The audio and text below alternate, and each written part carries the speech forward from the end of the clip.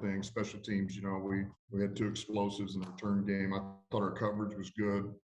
Our return units were good. I mean, we had some close ones where we could have gotten even more, but those guys played hard. Obviously, the everything that puts a black eye on it is the field goal, the extra point in the field goal. But that doesn't take away from the way those core guys played on special teams, the core unit. Defensively, I thought was one of our better games.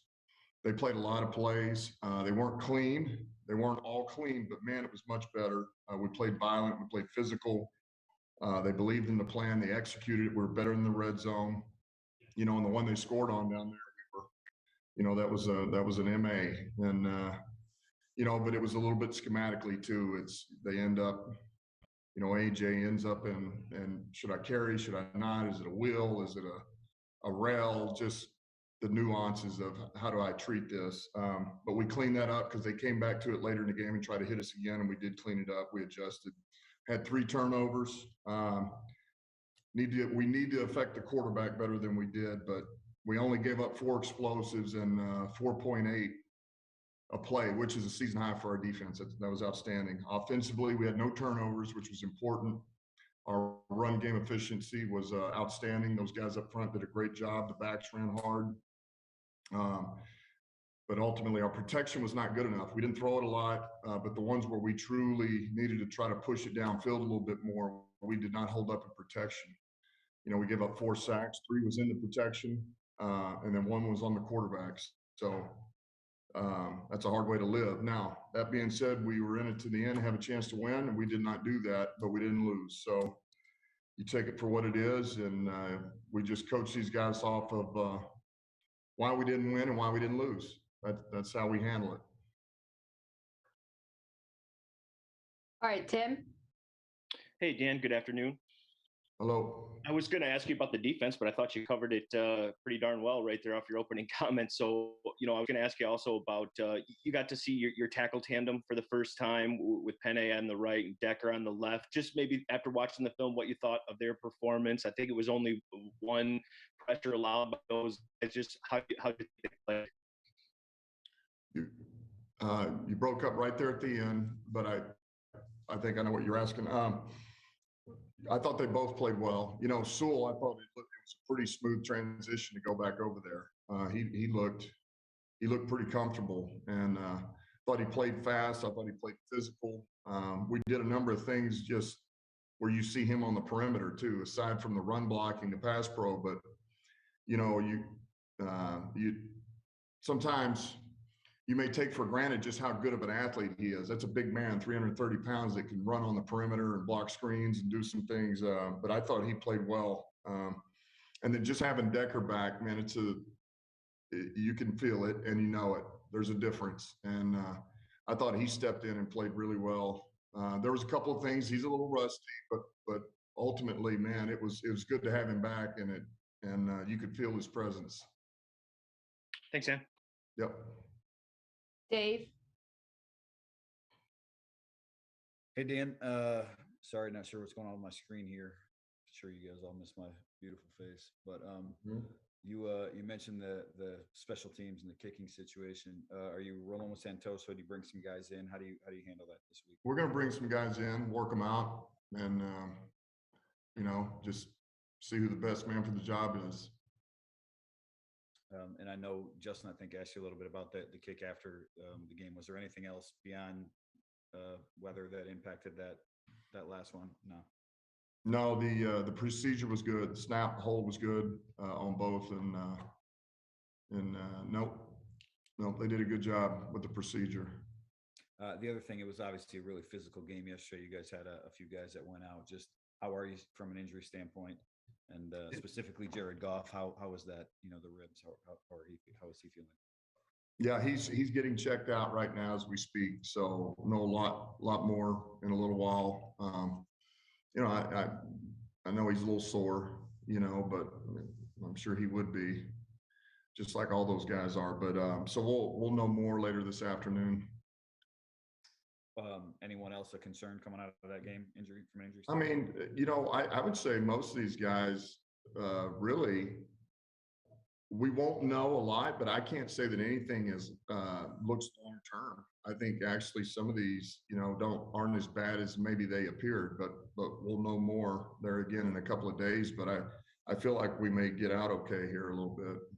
Is that same thing with Goff too? I mean, is he hopeful that that's nothing significant there? Yeah, sure. All right, thank you. Mm-hmm. Corey. Hey, Dan, how are you doing this afternoon? Good, Corey. Hey, I just want to ask you just to follow up on Goff. Yesterday, you said you and the coaching staff agreed that, along with Goff, that he was good enough to go ahead and finish the game. Is there ever a situation where you would look at your player and be like, you know what, I'm going to go ahead and override that decision, make it for him and sit him out? Oh yeah, I would say that was, yeah, absolutely. I mean, if I felt like there was no way that he could function, then I would do it. But I didn't feel that way yesterday. All right, thanks. Mm-hmm. Justin. Hey, Dan, I know you were optimistic about maybe getting Josh Reynolds into this game, but ended up being a healthy scratch. Wondering what went into that decision. Yeah, it was more just I wanted to make sure that when he's up, he has a chance to have some success. There's enough that he knows in the playbook. Before we just throw him to the wolves, that was all. I mean, not that he couldn't have handled a couple of plays, but I just felt like, we had just gotten him and we'd worked some of these other guys, and I wanted him to be able to digest what we were doing before. But he'll be up this week. And then we get a lot of questions about the rookies. There's obviously a lot of interest in those guys right now.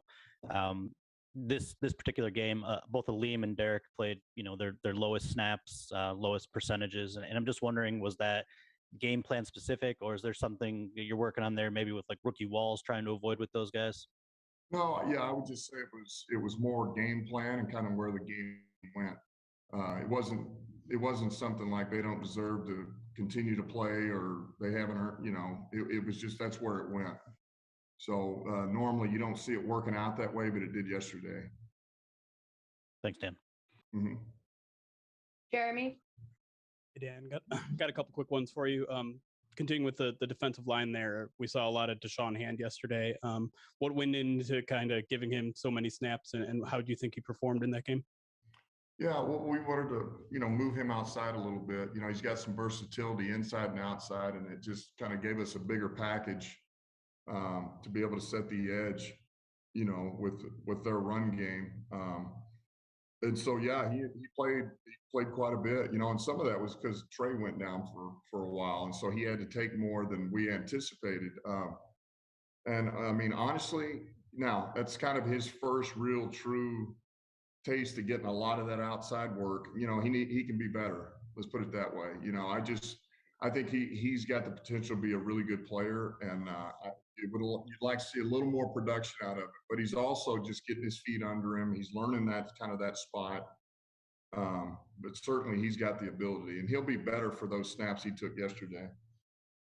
Then my other question, you said a reason you want to be more involved in the offense is so that you could, be closer to Jared Goff. I'm just kind of curious, having talked to him throughout the week and then obviously having him with the mic yesterday. What did you learn about him that maybe you didn't know going into the week? Yeah, I think you just kind of figure out how the game goes with him and how he feels. A little bit of what he's thinking. I think there's just how he feels throwing the ball too, the throws that he likes, where he feels like he can go. Just things that maybe subconsciously you think maybe affect him. I think it maybe can push you one way or another. So, I think that if anything, the communication went well between he and I, and just getting it into him, so that he could get into our offense, and we're up to the line, we're functioning fast.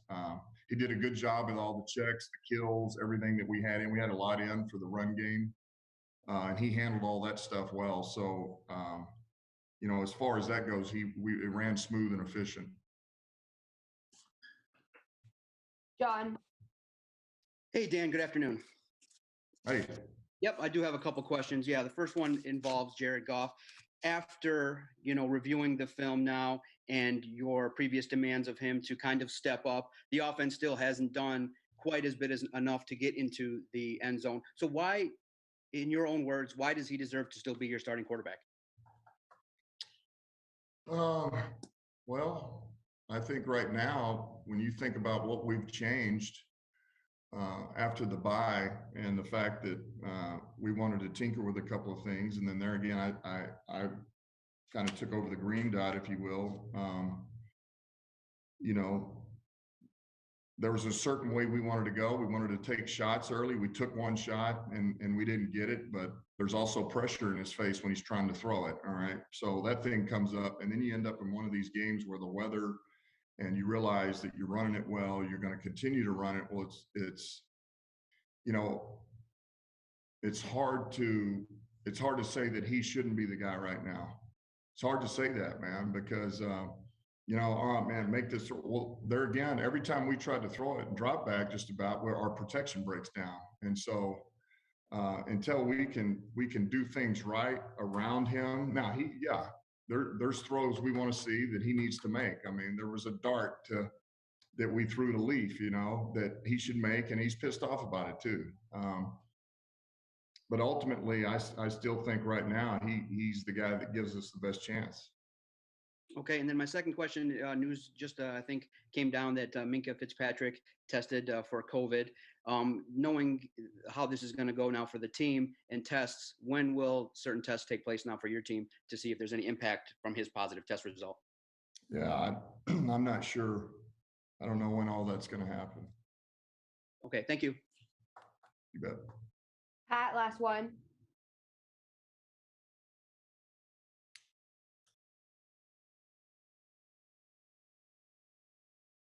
Pat, we got you? Yeah, I'm here. Yep, sorry about that. Dan, what is the status of Jamar Jefferson, and how does it make you feel when you see guys like Jefferson and Igwebuike stepping up and making big plays like they did? Yeah, Jefferson, he got rolled up yesterday, obviously on the touchdown. So we'll see where he's at. I mean, I don't think it's as bad as we thought it was going to be, but that doesn't mean that this isn't going to be a week or so or something. But we'll know more tomorrow. But it's a good sign when you see him come in and run the way he ran, and then to see Godwin go in there and do what he did.